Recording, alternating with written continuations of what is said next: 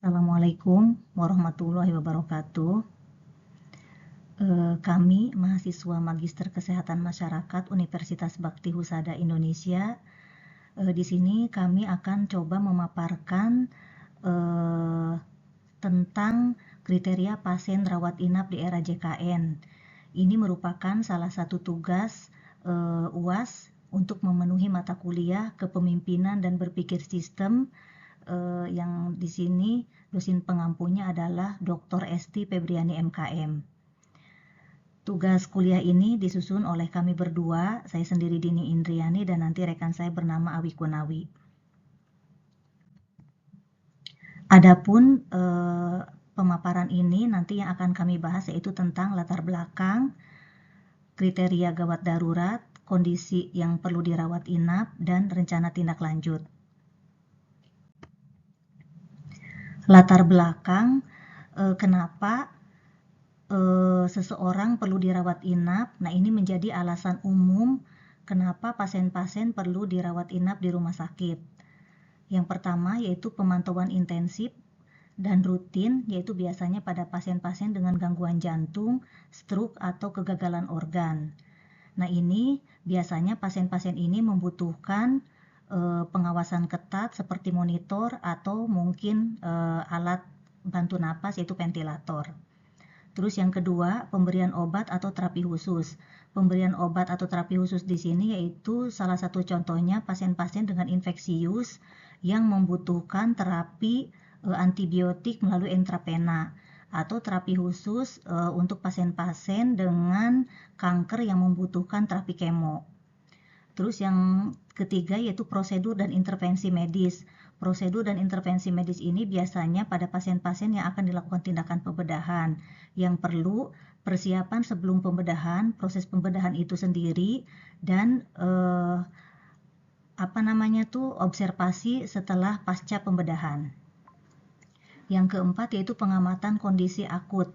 Pengamatan kondisi akut di sini yaitu pasien-pasien yang mengalami serangan asma atau penyakit paru obstruktif kronis yang parah yang membutuhkan penanganan medis segera dan pemantauan untuk memastikan stabilisasi. Salah satu contoh lainnya yaitu pasien dengan dehidrasi atau malnutrisi yang membutuhkan pemberian cairan nutrisi melalui infus.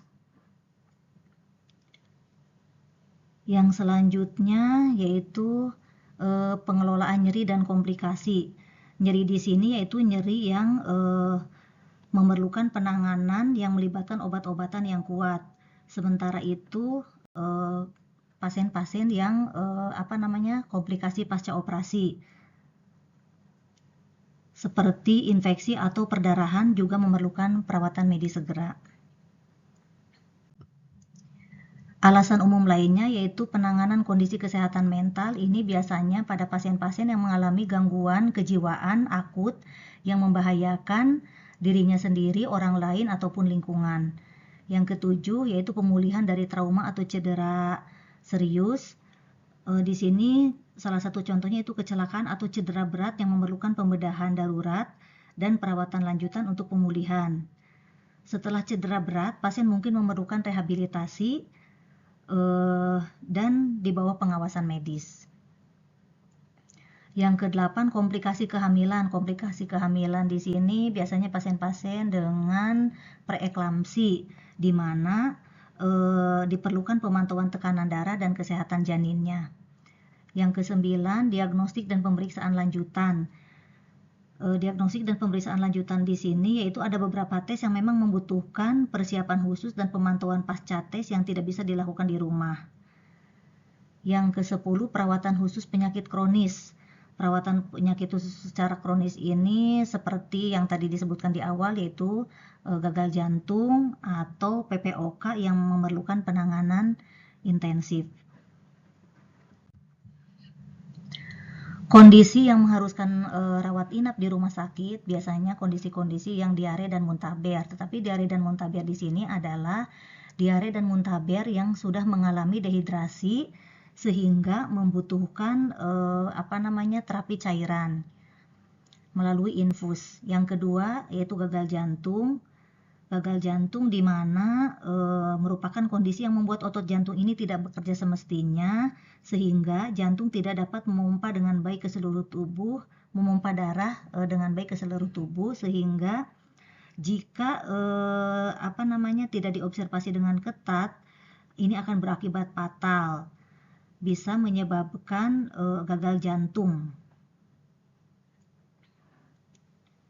Terus yang selanjutnya yaitu pneumonia. Pneumonia di sini yaitu pneumonia dengan peningkatan suhu tubuh disertai sesak napas dan batuk terus-menerus.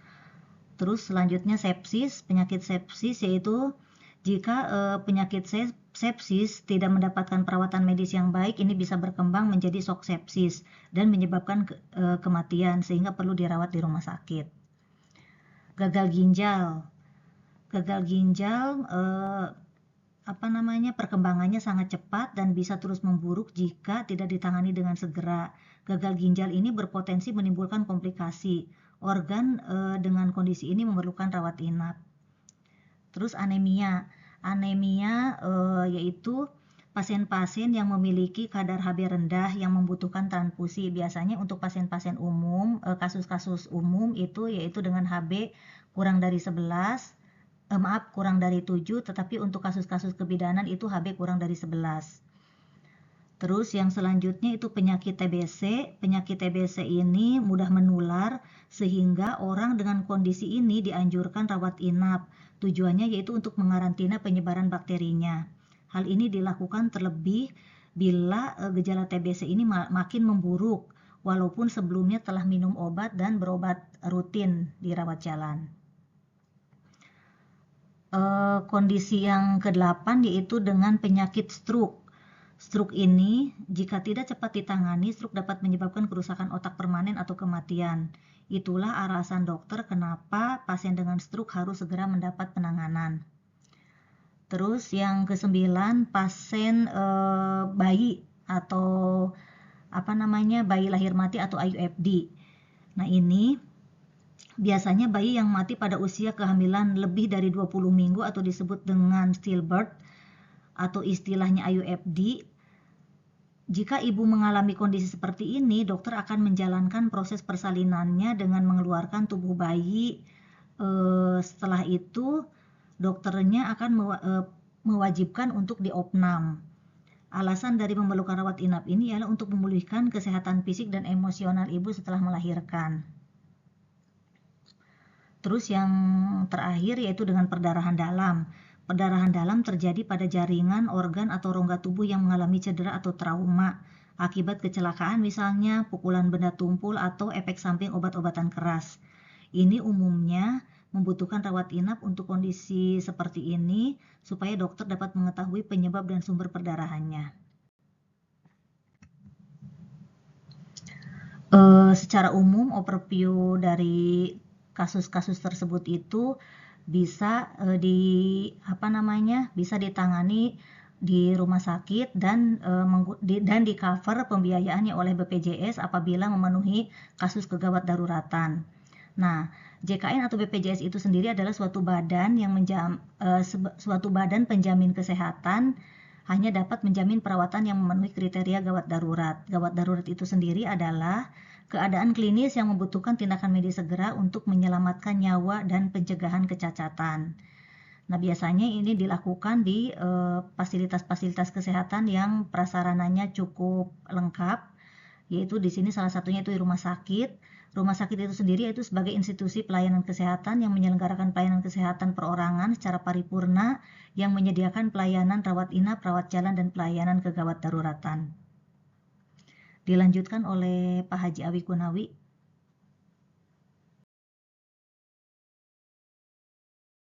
Baik, terima kasih Bu Dini atas kesempatan waktu yang diberikan.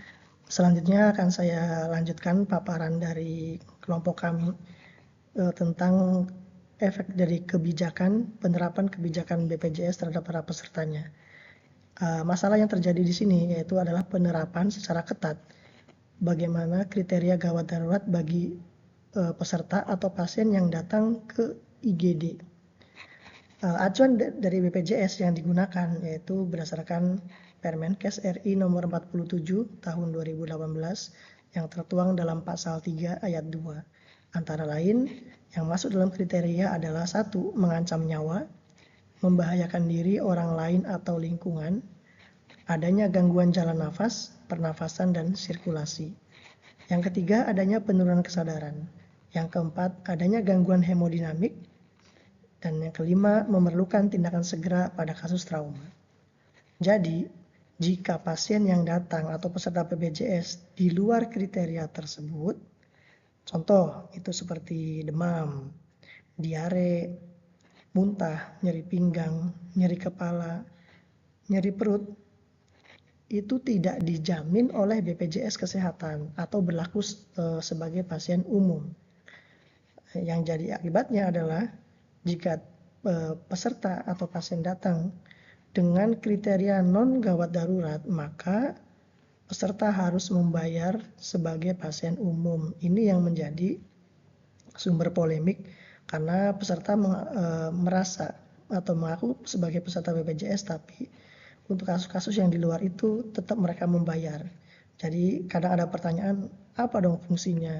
Saya sebagai peserta BPJS, tapi begitu sakit, itu tidak ditanggung oleh BPJS. Nah, contoh yang lain, peserta BPJS dapat berobat ke IGD sesuai kebutuhan. Namun setelah diberlakukan kriteria ini secara ketat, peserta diharuskan membayar pelayanan karena tidak ditanggung oleh BPJS. Ini terjadi di beberapa rumah sakit, di layanan gawat darurat, akhirnya memunculkan beberapa polemik. Dan ini juga sempat keluar beberapa contoh yang muncul di medsos, seperti yang kami ambil itu dari kompas.com. Jadi beberapa warganet memang sebagian sudah memahami aturan ini, tapi sebagian memang belum bisa menerima. Karena sebelumnya untuk kasus-kasus biasa pun itu ditanggung oleh BPJS. Tapi sejak penerapan ini, yang yaitu kurang lebih 3-4 bulan yang lalu, itu polemik di lapangan masih terjadi. Akibatnya itu terjadi kadang konflik antara petugas kesehatan nakes dengan peserta BPJS. Nah, untuk menyikapi hal tersebut memang perlu dilakukan sosialisasi, di mana sosialisasi ini harus secara masif dilakukan, baik oleh pihak BPJS sebagai pembiaya layanan asuransi ataupun fasilitas kesehatan yang melayaninya. Jadi kami simpulkan beberapa rencana tindak lanjut yang akan dilakukan, yaitu yang pertama, melakukan sosialisasi kepada seluruh pemberi layanan di RSUD Indramayu. Pemberi layanan di sini yaitu petugas-petugas yang ada di IGD, petugas-petugas yang ada di poliklinik, atau seluruh petugas kesehatan yang ada di rumah sakit. Terkait dengan kriteria pasien gawat darurat sesuai Permenkes nomor 47. Yang kedua, yaitu melakukan sosialisasi penerapan kebijakan ini tentang kriteria pasien gawat darurat melalui media sosial yang rumah sakit miliki, seperti IG, website rumah sakit, Facebook, ataupun YouTube. Dan berikutnya adalah membuat flyer yang dipasang di area umum di sekitar rumah sakit, seperti area pintu masuk IGD, ruang tunggu di seluruh area, atau ruang tunggu di area poliklinik. Ini diharapkan bisa sedikitnya mengurangi efek yang timbul akibat dari penerapan kebijakan ini.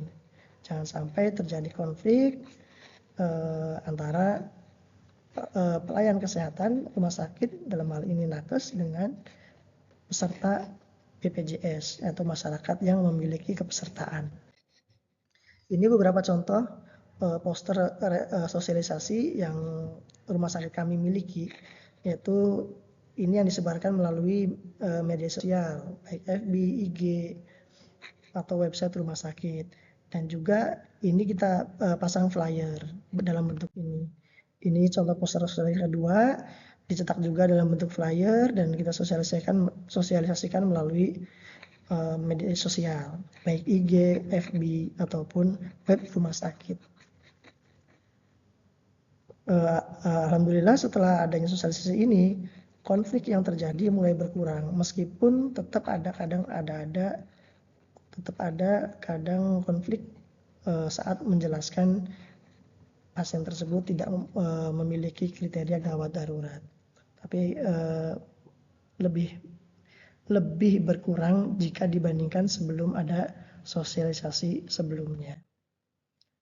Berikut selesai pemaparan dari kelompok kami, dari saya Awi Kunawi dan Ibu Dini Indriani. Terima kasih. Assalamualaikum warahmatullahi wabarakatuh.